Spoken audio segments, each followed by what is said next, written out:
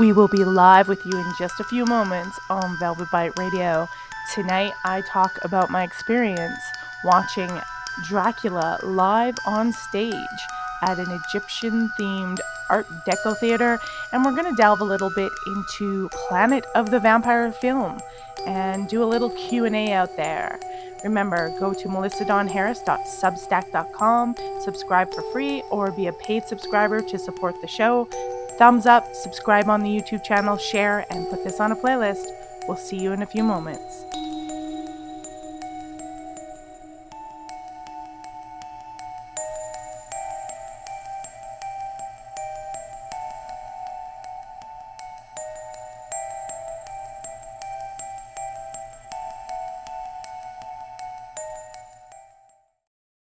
All right, everybody, good evening. I bid you welcome to Velvet Bite Radio. Hopefully a few of you will... I just got notified of this stream, so didn't give you much time, of course, to stream on in, but hopefully more of you will stream on into this show where I talk about the live play at Peary's Egyptian Theater that I seen last weekend on Dracula. We'll go over that. Plus, we're going to delve a little bit into Planet of the Vampires, which I also finished watching up this weekend. We got Incognito in the room here. And Jonacide, welcome. Hopefully more people slip on in. But before I get into those fun topics, I'm going to talk about the changes that have happened. First I'll talk about the sound problems. Carl Pellerin, ooh, thank you for stopping by. We'll get into the vampires as soon as possible. I've found quite a few clips of the play on the production company's TikTok, so we'll go over that. Kirby, welcome to the show. Good evening. I bid you welcome. Remember, we won't be drinking wine tonight, Dracula style, as he does not drink wine. But we will be talking about elements of the vampire and changes that have happened. So audio quality for people who are listening to the audio podcast later. I was having some issues when I would export it into MP3, and I said, I don't know if it's going to be on Spotify. So I had to do some big changes. I closed down the Podbean. And so from now on, all audio podcasts will be distributed from Substack because I can just stick the files from M4A right into Substack. It converts it to an MP3. And as far as I know, the sound quality sticks. So there's the problem is there's an entire new feed. So I had to delete all the old feeds. So if you were subscribed over on the Podbean or that RSS feed, that's not going to exist, but a new feed exists for Velvet Bite Radio. But the sound quality from here on in will be pretty good. So it's going to it'll be on Apple and everything associated with Apple. It will also be on Spotify, Pocket Cast, and a few other ones. And of course, as always, there's going to be exclusive podcasts on Substack. In fact, tomorrow, I have a show coming out on Substack. So make sure you get in there and subscribe. And put the address up there. It's a good one. I was pre-recording it all morning. It is about MK Ultra and ancient Egypt. So I think you guys are going to like this. And we've got an Egyptian theme tonight with the Peary's Egyptian Theater and Art Deco. But this one is a little bit more nefarious, a little bit occult, a little bit conspiracy theory. And it's going to be out at 10 a.m. Eastern tomorrow morning. You can check it out over at melissadonharris.substack.com. So that's for that. Now, as for time changes, I will be doing the show Wednesdays and Thursdays, but that isn't going to start until I believe the 26th of November because I have 2 guests booked next week for the regular Tuesday and Thursday. I have a guest booked on the week of the 11th, and I have a guest book on the 18th of November. So 26th and 27th that week, we'll start doing the shows on Wednesday and Thursday, the live streams.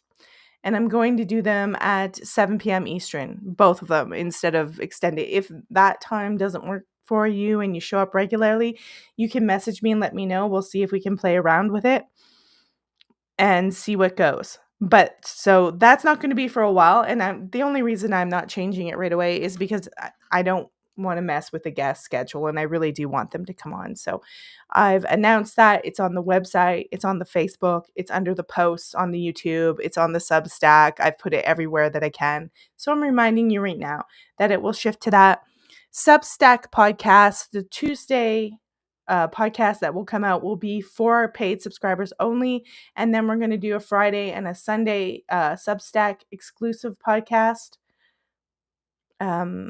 Friday morning, Sunday afternoon. Hopefully I'll be able to live stream there soon through my system, but we'll do that on Sundays and Fridays, given time constraints and all that stuff, trying to build that audience also up on Substack for those exclusive.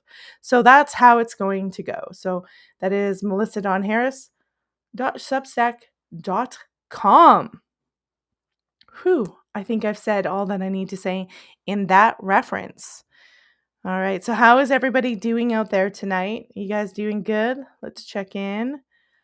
John Aside says, I never know my work schedule, so it's a wait and see. Well, yeah, that's the bad part. But yeah, let me know and we can always I'm going off of a lot of algorithms that say that my audience is around this time, and Wednesdays and Thursdays are the busiest days. Tuesdays are not so busy, so I thought, let's go for the Wednesdays and Thursdays. And if we need to make it a little bit later, we can. We'll work with it, but we'll do that. And it gives me time on the weekend and those couple of days to do a project. This week I painted the hallway all white. I'm going to extend that into the foyer, and then the living room, the kitchen. I'm repainting everything this season. So my goodness. John says, I got to pet a chicken today.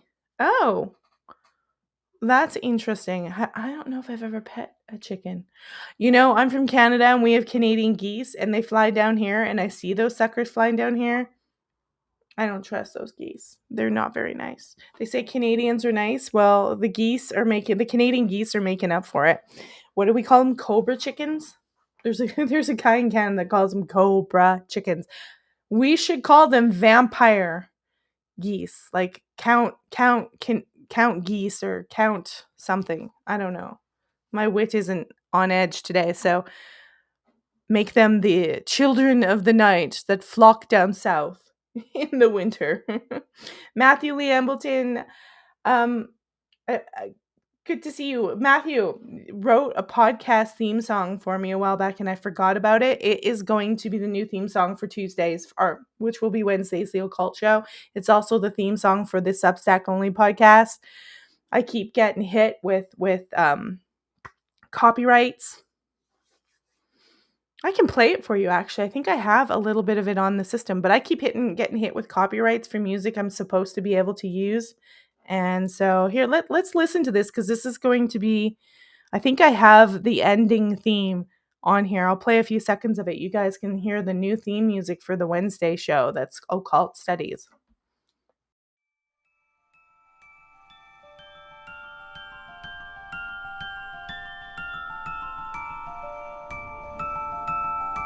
I want to thank everybody who has been a part. That's enough. There it is. It's long. It's about 3 minutes long, and it gets some amazing drumming. We patterned it after the 1977 horror movie Suspiria. It's kind of got a similar beat and a rhythm, but it's its own. It's got this Celtic eclectic style. I love it. I used it on a show I was trying to do called Folklore Dark, but I got too busy working. Then I moved here down to the States. So we're going to use it. I think it fits perfectly for a more occult show. And I forgot I had it. And I was like, duh, why are you using these songs? You keep copyright. You literally have a song that is so perfect and so amazingly done. So shout out to Matthew's music. I think he's got a book out on tarot. So go to matthewleeembleton.co.uk. I think that's his website, and you can check him out. And he's I believe he's M.E. author on TikTok. You can check out his TikTok videos. So that being said, the new theme song for the occult series and the Substack series. Now, let's talk about the Dracula play that me and my husband Mike went and seen on Saturday. Now, Mike's not the biggest vampire fan, but he entertained me and put up with it. And I don't know if he overly enjoyed himself, but it was a good night out. And one of the things I always like to mention is it's always good to support local theater. We've got all these mega stars, and everyone always complains, the Kardashians and the celebrities. Support your local theater then. These people have a passion for acting. They have a passion for acting so intense that they do it, for much less than these crazy celebrities do. So that's what we did. We supported our local, well, Ogden's local theater. It's called Peary's Egyptian Theater, and I've got a clip here for you guys to check out our little journey. Check it out.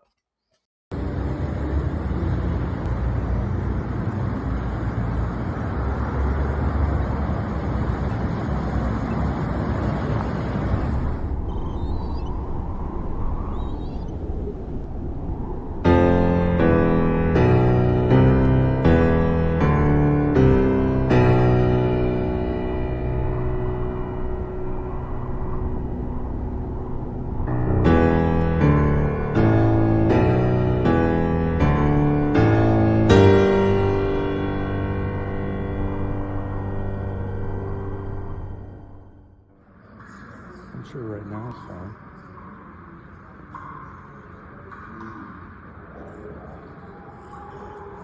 Thank you.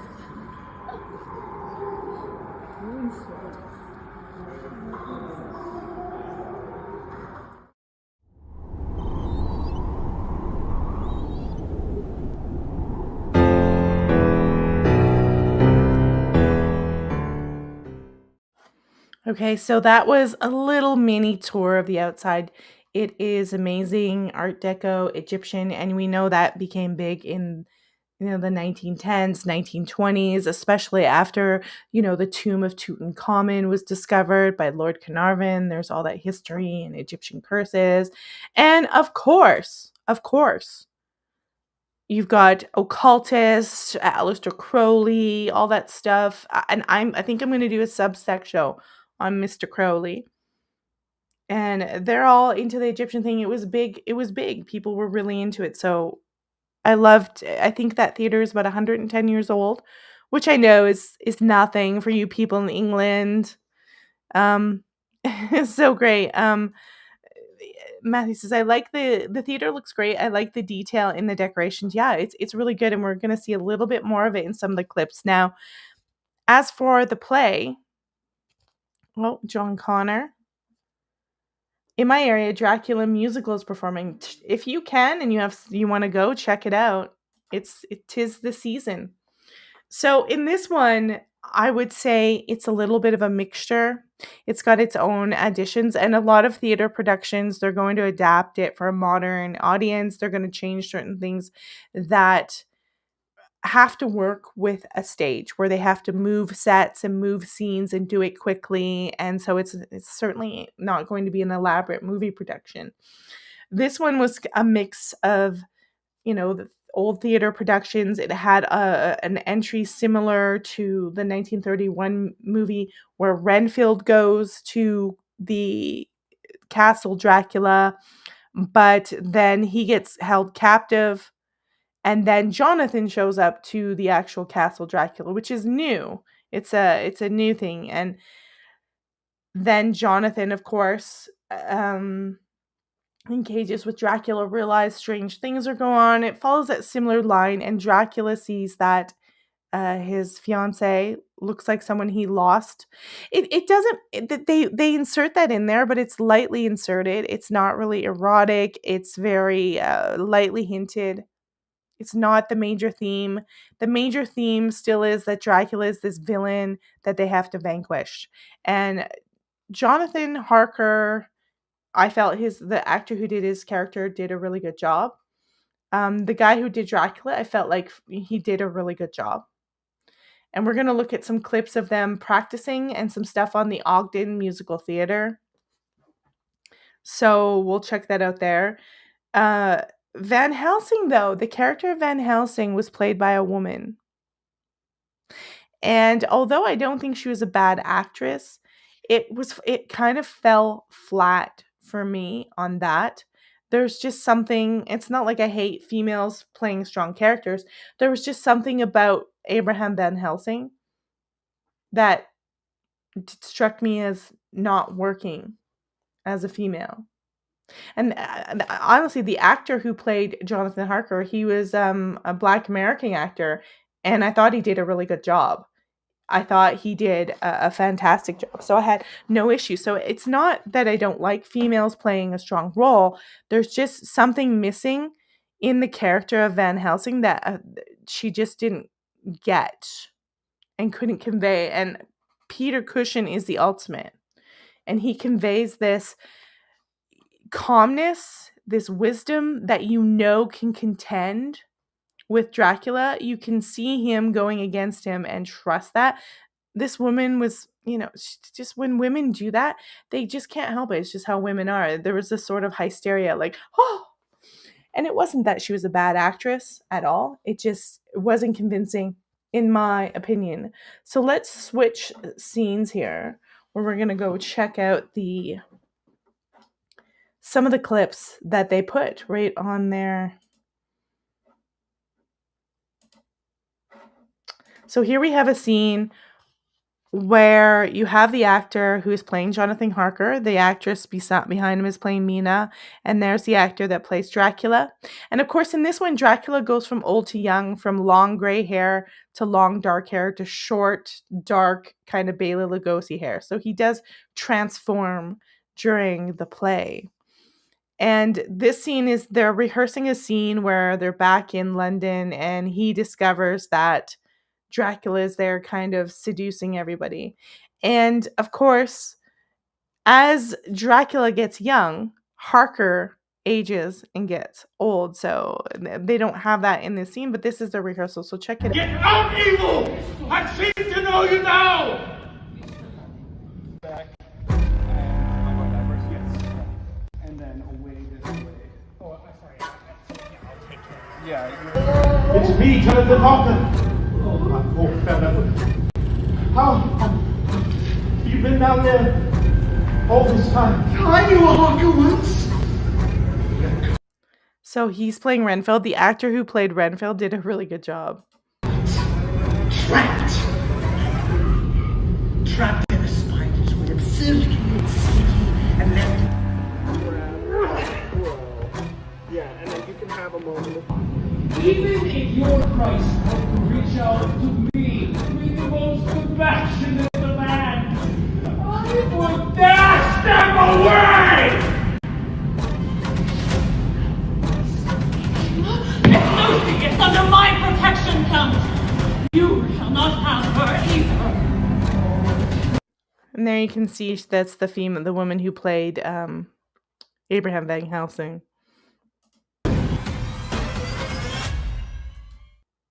There we go. Dracula. And so also there's a whole bunch more. Jonathan Harker, my God, he has grown young. Exactly, that's his quote from the book. Where Dracula indeed grows young. So let's check out some more clips because they have some more. And we've got some clips. Here we go.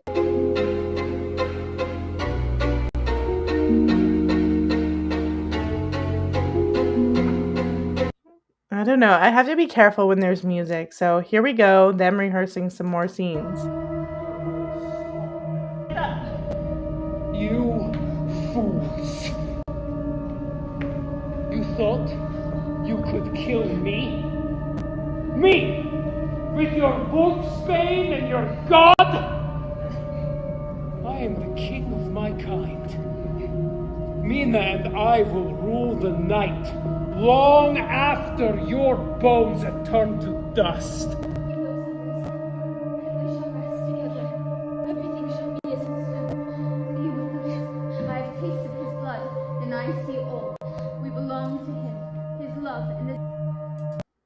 So let's see if we can actually get something on set. Here we go. We have another clip.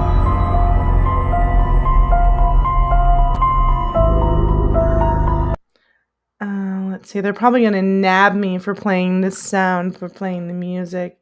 Here's a good one.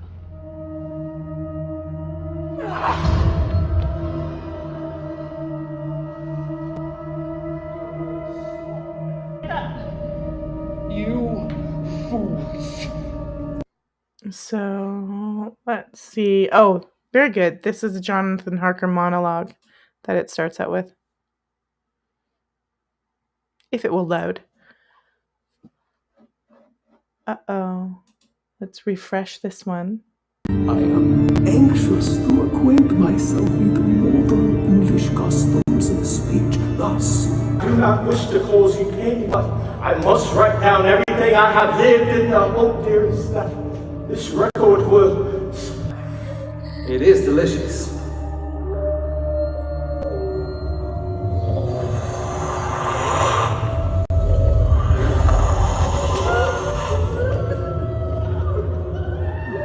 Listen to them. Listen to my children. Listen to them sing.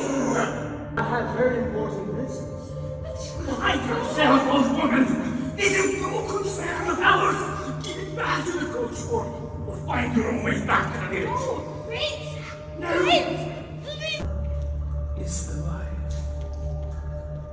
The spider spins its web through the very fly, and so the blood is the life. Yes, of course, Cap, I'm very glad you're here. I was wondering if I could have more ink and paper.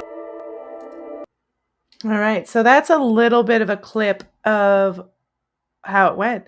And I would say there was a lot of people commenting in there, by the way, saying that it was a great film. It was well done. It's not film, but play. And they enjoyed it. And it was generally enjoyable. And those actors poured their hearts into it. Even the woman who played Abra Van Helsing, I would just have preferred.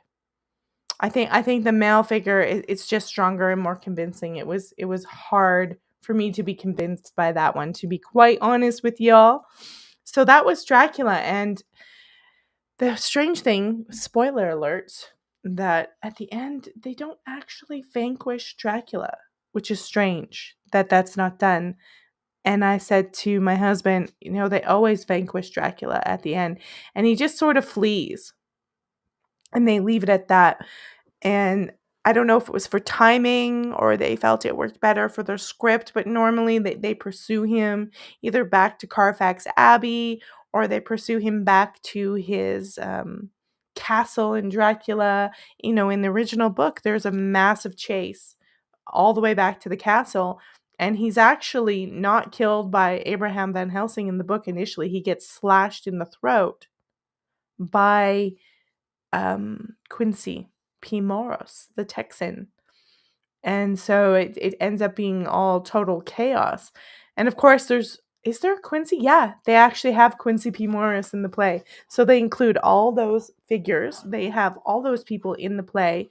And it was well done. It, takes some liberties, but I think it's to be suspected that there's going to be liberties taken in the play, that it's not going to all be, the way that you wanted or I wanted or anything like it's going to be different. And they have to make it modern, but at the same time, I think they kept the essence of it enough that younger people, and there was a lot of gothy girls there. It was cute to see. A lot of the younger people will get a taste of that flavor of theater. And when you can do something like that and inspire a theater to fill up and people to show up, I think that's fantastic. And everybody enjoyed it. Standing ovations. It was really well done. I want to see, let's see if we can get another shot. Let's see if they have a good shot of the theater, because it's a good theater. Let's see if we can get that theater. All right.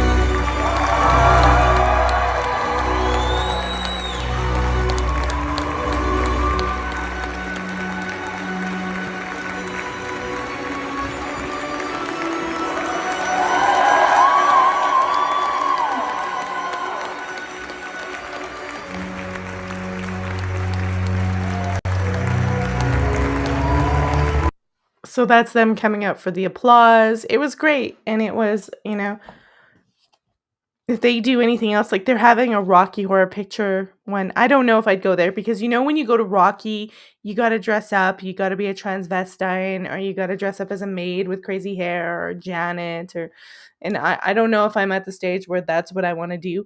But it was a fantastic show. And I recommend, if you guys have any kind of play near you where you can support your locals, go and do it, because we always complain about the situation in Hollywood and all the corruption, and this is a way to support actors who maybe are not in Hollywood. Maybe not. Anyways, let's see what we got in the comments. Oh, not too much. No worries, guys.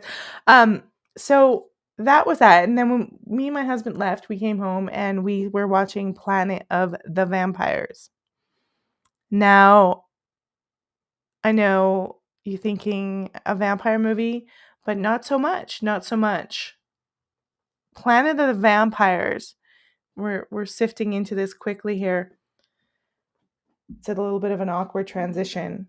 Dracula and Planet of the Vampires. But Planet of the Vampires really actually had... Renee says, at 50, I don't costume much. I know. It's like so much work.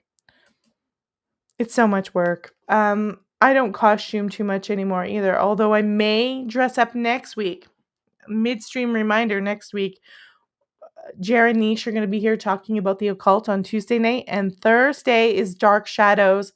Walter Bosley is coming on Thursday, 9 p.m. Eastern, along with Todd Wood, and we are going Dark Shadows, so I might dress up for that. Put a little black lipstick on and maybe I'll go buy some fangs. I won't be, if I buy fangs though, I won't be able to talk, so who knows. We'll see how it will go. I can always take them out. I don't know how those people do it with their perma fangs though. That's some crazy stuff. So, Planet of the Vampires. Let's pop in here and give you the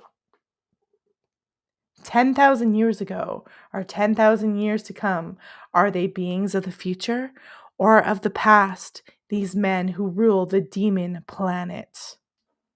That was one of the original posters done by American International. The director was, we're going to go to my screen here, the director was Mario Bava. Now, Mario Bava has done one of my favorite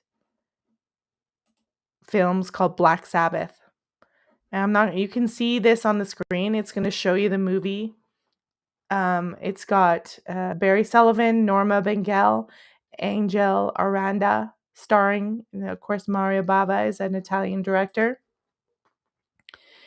And Black Sabbath is one of those movies that has actually a vampire story in it. It's like an anthology of horror stories. It's got like 3 or 4 horror stories. And there's this one story about this woman. She goes into this castle or this manor to take care of this woman who was fooling around with the occult and clean her up because she's been found dead. And it is spooky. It's spooky as hell. It still spooks me out today. It's so spooky. The Todd Wood will be on. Todd Wood's going to come back on too in November, I think, but I'm not sure.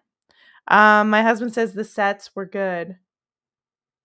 Is that on the play or is that in the movie? Because we watched the play in the movie. The sets were really good.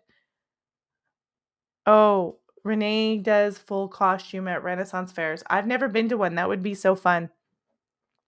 So now, Planet of the Vampires. Are there vampires? It's actually not really a vampire film. It's actually a sci-fi film. And the vampires kind of, I think, a metaphor for this creature or whatever it is that they encounter when they get to this planet. And I think they've been hearing like some kind of mayday or some kind of call. Yeah, he's talking about the movie. A mayday, a call, something's come out, and they stop by this planet, and everyone on the ship starts going violent. Spoiler alert, by the way, guys. I'm going to spoil it for you. So if you don't want to listen to me, you can watch this free on Pluto. I believe it's on Pluto. It's on MGM as well, but it's also on Pluto. That's where I watched it. Go for Pluto. It's free. You'll get some commercials, but you don't have to pay for it. And they start becoming violent. And it's almost like whatever is on that planet is not just like seducing them, but whatever is on that planet is like invading their thoughts and making them become violent and aggressive. And so they're trying to find out what's going on this planet. And they come to the conclusion that there's this being that are these beings that are there that are taking over people on the ship. And it's one of the things I found is that the pacing was really slow. And it's one of the things that bothered me. I found that I had trouble focusing because it was Mario Bava's really good at mysterious, creepy, spooky sets and set design and making it feel dark. Black Sabbath has that feel, and this film definitely has that feel. I'll show you a scene here. This is like the ship landing, and it's dark, foreign planet. It's almost lit like you're coming to hell. It's red lit, spooky. See if we can find some other images. There it is again. It's like misty. You feel like you're almost like Dante and you're kind of going into the bowels of hell and you're not too sure what's going to happen. That's them in their gear. Here's another scene of it. There's some really good set scenes, but it's slow paced and it's slow moving, and I felt like the pacing of the movie could have been a bit faster. That there was something about that bothered me with it. But other than that, it's spooky. It's eerie. The set designs give you the sense that they're in danger, that they're not going to have a great outcome here. And there is some really creepy scenes where they are being obviously invaded, they get violent and they fall prey to this stuff, and the crew thinks they're dead and they bury the bodies of their crewmates. And the crewmates begin to rise because what we discover when we're going into this is that they're actually not just dead, they've been invaded by whatever is on this planet. It's using their body and it will reveal this towards the end, that whatever these are on this planet, and this sounds so conspiracy theory, like reptilian, whatever's on this planet hasn't got the ability to make spaceships. It doesn't have the ability to do a lot of the things that humans can do. So it's trying to take over their body. And this is one of the scenes here. They're literally they encase them in plastic and they bury them and they put these metal sheets down over top, and they're rising from the grave and ripping all this plastic off. And you think plastic would never be creepy, but it was. The way they ripped through the plastic, it was actually eerie and creepy, almost like a body bag. And so they start to come alive, and whatever this being is wants to take a hold of everything, and they want to go back to Earth and mess up our planet. And it's got a really twisted ending, a really surprise twist ending in it, where when you watch these movies, I feel this way sometimes in real life, where I feel like I am like, you think you're going good and you're winning and you're doing something, and then switch, it's like everybody's not on your side, or you're the last man left standing, and it's like zombies are after you. It has this zombie feel to it, and it has this very nihilistic feel, where there's these things from this planet that are coming to Earth and trying to take over and use Earth as a resource. And it has a twist when at the ending, where who you think is the main good guy, which is their Captain Mark, and the other girl, and they're getting away and they've made it away and their plan does work, is not so obvious that it works like that. That's not how it turns out, unfortunately.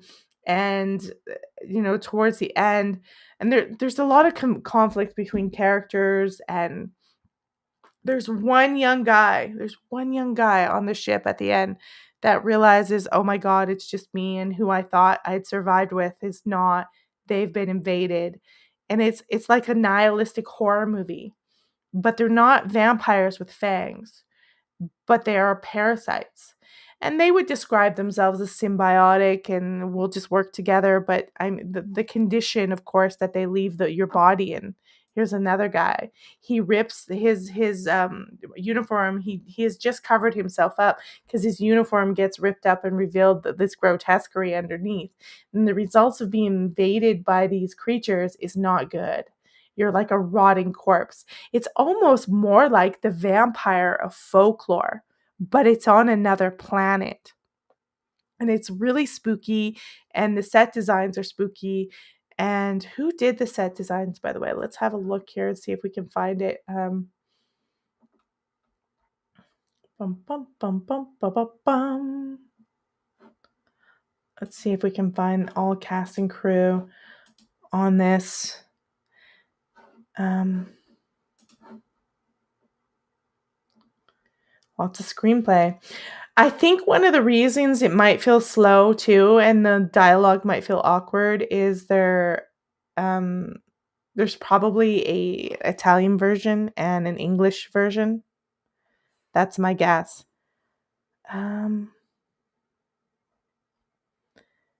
Costume. Giorgio Giovanni was the set director. The costume designer, you see those costumes in their spacesuits are very interesting. High collared with that little cap cover on their head. It's Gabrielle Mayer. Makeup department was Gabriella Borzelli, Giancarlo Del Brocco, Amato Garbini. So really good on the set design, 100%. Let's see. They usually always have photos, so we'll go through that. La Planète des Vampires. Is that even it? Is that from 1965? It is. It's just a modern version. So yeah, we'll go through this while I talk. But it was so spooky. This is a scene of them looking out. There, again, more displays of, this is black and white, of the set. The black and white does not do it justice. You have to see it in color because that's the whole purpose, is that red lit backdrop and the mist. I think this young guy is the one who kind of comes out at the end realizing. I was going to mention this. Incognito says Alien was influenced by this movie. Absolutely. This movie was a precursor to Ridley Scott's Alien, which I like Alien and Aliens. I don't know if I like the other ones, but the first two Alien movies were amazing, of course, with Sigourney Weaver as Ripley, a female figure. And, the females in this movie, I'll give it to them, they do some action. They're not just sitting there as victims. They're actually pretty level-headed females. They're not presented as weak. They take up arms. It was well done, especially for 1965. You can see there's the original. There's several different versions of it. American International. I love the font of it. And when you get to some of the DVDs, they have a total different font. It goes almost like it's coming out at you, the way that they design it. So we're going through this scene by scene, I guess. And there is the ship. And there is the main room. What would you call that? Starboard? I don't know. Now that's Mark. This is the guy you think that's going to be the hero. And a lot of these nihilistic movies, who you think is going to be the hero and save the day at the end is never who's going to be this hero and save the day. And like I said, there's something very folkloric, even though it's sci-fi. There's something so folkloric as well. And Incognito adds prior to Star Trek. Yep. This was a precursor to Star Trek. And Mario Bava is really good at horror and creating this atmosphere. And the fact that he went into sci-fi when, his former film, they were in castles. It was your stereotypical scary castle, all that stuff. The fact that he goes in here and you can feel his influence in here. and that he is making sci-fi almost like a spooky castle. Let's go through some of these images because they'll take us along. And you can see the costumes with the high collar. And there's some shots that are just amazing when they're walking through different areas. And I remember while we were watching it, my husband's like, oh, okay. They're walking along the planet, and you can see that they just circled around and walked on the same set, but they're trying to make it look like a different area of the planet. That's one thing to add about what you don't see anymore is Mario Bava did these, like, they were B movies. They were what we would consider low budget films, but they are art. And you don't see that a lot. You see a lot of hero and super movies, but it's like CGI and high budgets. And these movies really stick with people over the years. They have a soul. They have a feeling to them. And this is no different. Even though it's not the highest budgets, they're clever and creative, and they think of ways to make it work, to make the budget, work despite the fact that they are dealing with minimal, money. American International, they're very known for having low budget films and that being the cream of the crop for them. And, things were different in those days. People would, there was TV. They didn't have mass cable. They didn't have 24/7 TV.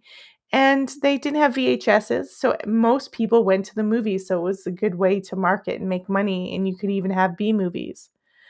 Kirby says, I think the best Dracula was Christopher Lee.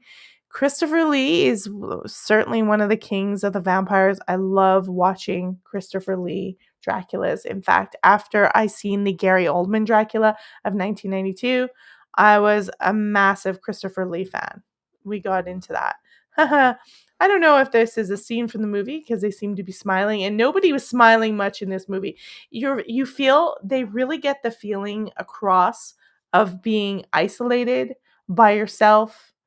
And I mentioned to my husband there was something about it that reminded me of the movie Event Horizon. You get this feeling that you're stranded, you're abandoned, and it's the isolation, that there's no other humans there, that there's no civilization. It's just you and this unknown, creepy creature that can invade your mind anytime. And it becomes apparent that people could fight it off, but a lot of times they have weak minds and they choose to allow it to take over them. It's able to seduce their minds so that it literally kills them. They die, or they attack each other and violently kill each other, and then it's able to get in the body somehow. It's like an energy and take over. And there's this one scene. Let me see if I can find it. Not that. It's I don't think it uploaded. Maybe I'll find it there. But there was these giant skeletons that were lying all over.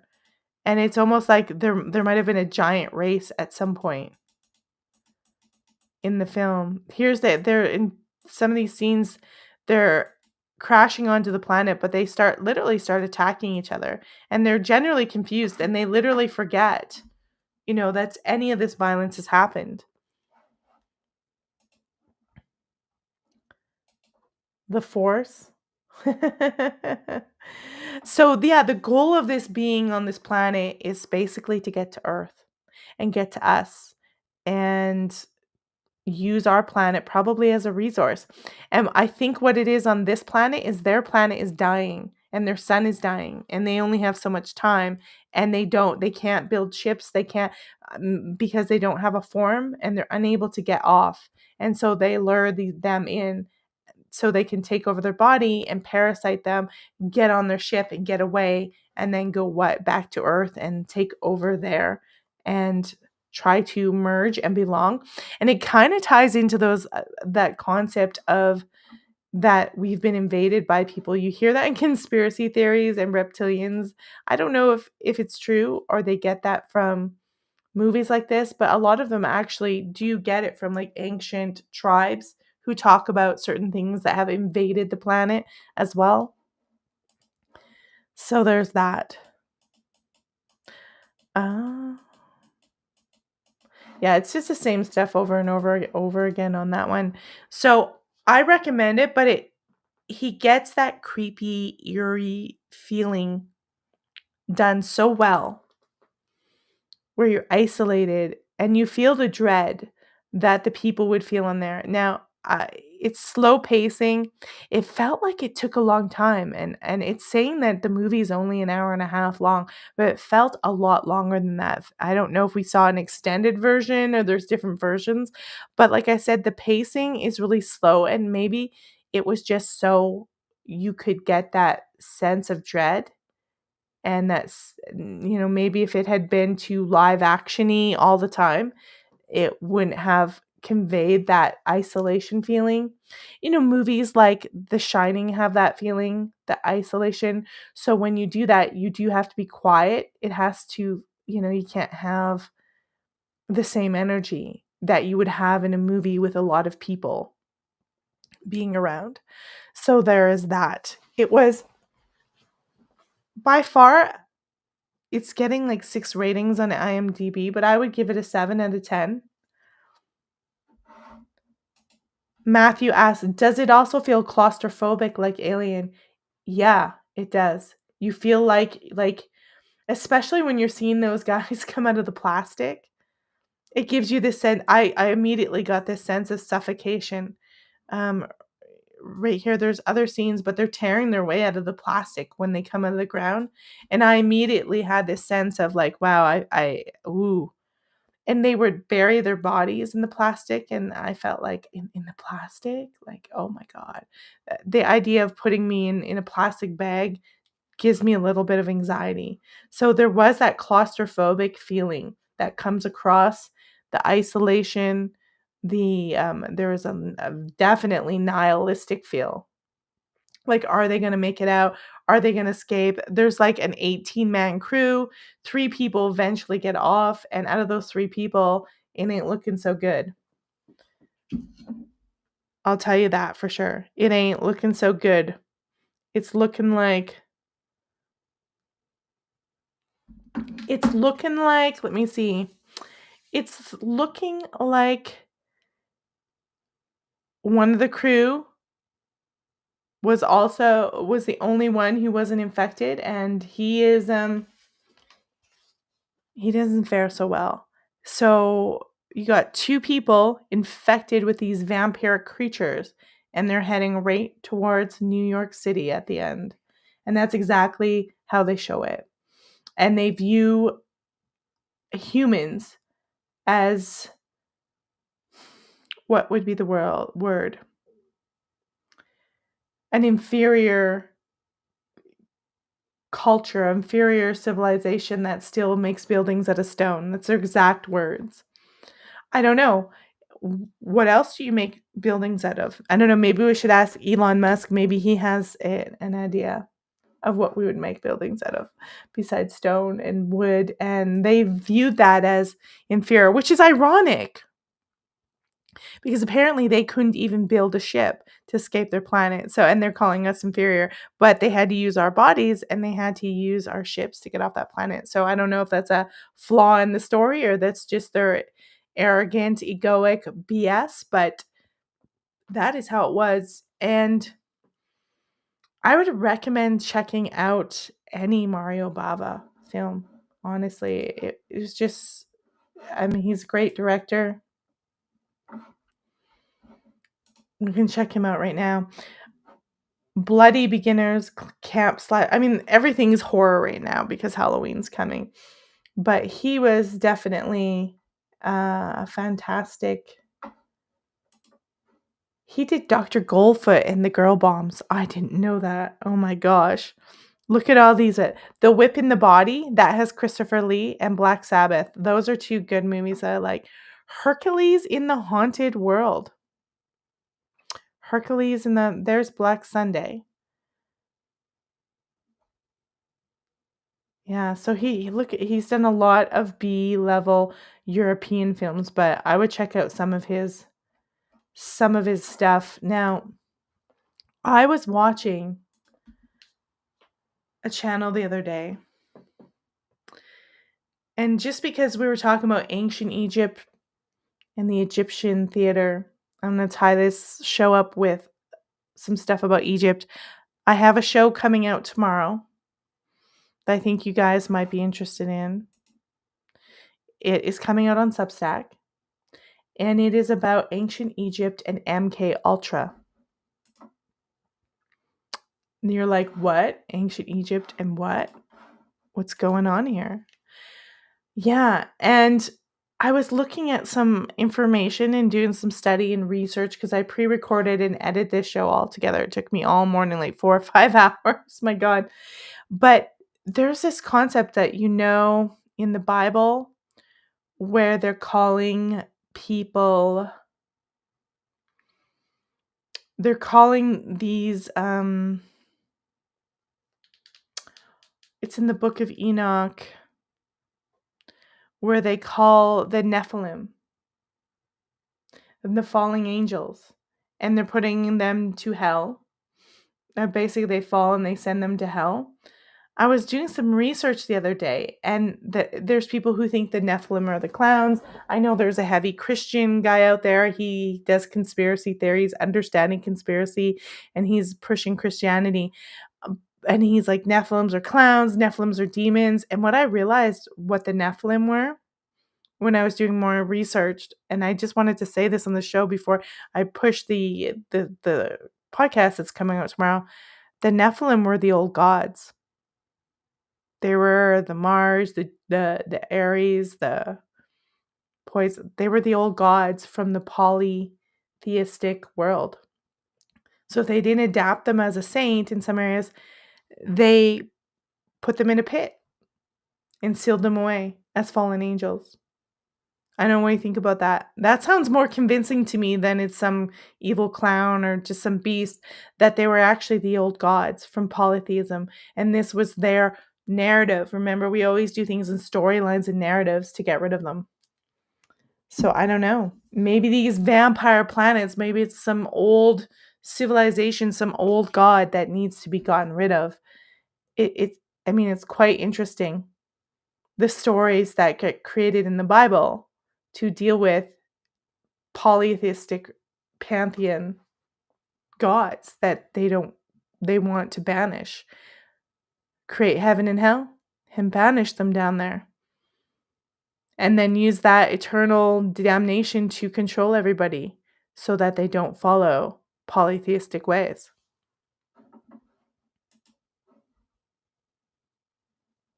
Ancient Egyptian gods, count me in. Okay, so I'll announce this. We'll go over this here. It's called Ancient Egyptian MK Ultra. It's going to be out tomorrow on Substack at 10 a.m. It's audio podcast only. It's got a little bit of visuals. So, of course, that's going to be over at melissadonharris.substack.com. It will be released tomorrow. And it's about the gods. A little bit, but it's more about the bureaucrats that existed in Egypt, just like we have a bureaucrat class that's killing us today. They had bureaucrats in ancient Egypt, and it's about how those bureaucrats controlled things, just very much like they do today. In fact, you might think that the bureaucrats today are taking a page from the bureaucrats of yesteryear. I don't know. You'll have to check it out and see.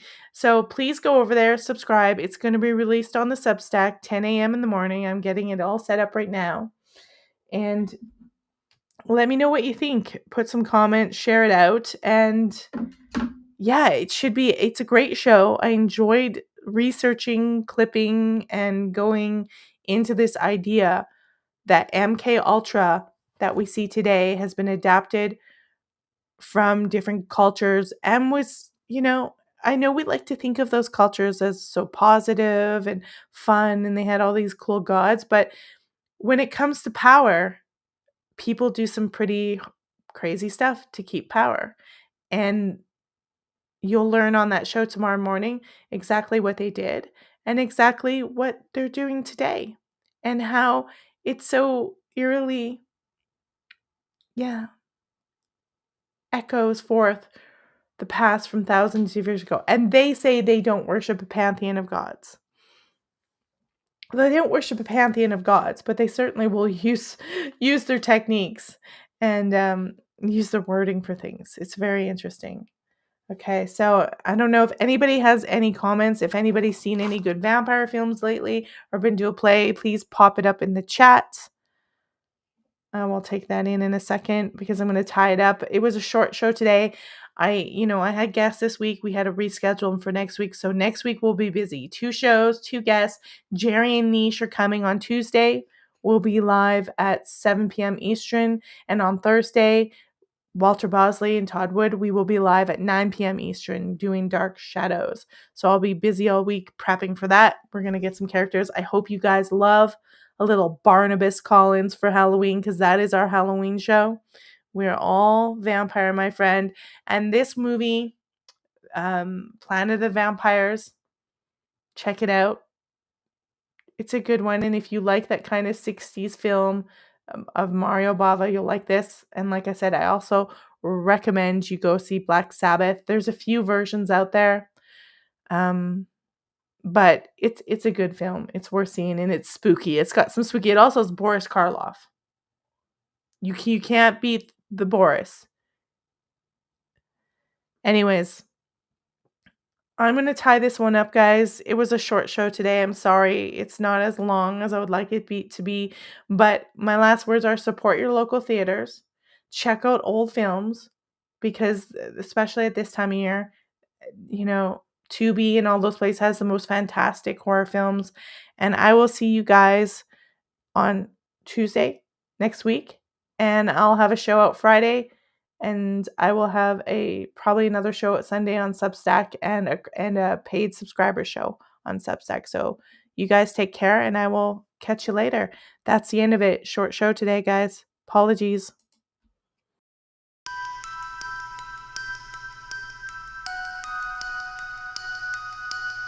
I want to thank everybody for joining the live stream tonight on Velvet Bite Radio. I really appreciate your support on these live streams and interactions. Don't forget, click that like button, subscribe on the channel, save this to a playlist, or share it on your social media. You can also support me on Substack as either a paid or free subscriber at melissadonharris.substack.com. We will see you next time on Velvet Bite Radio.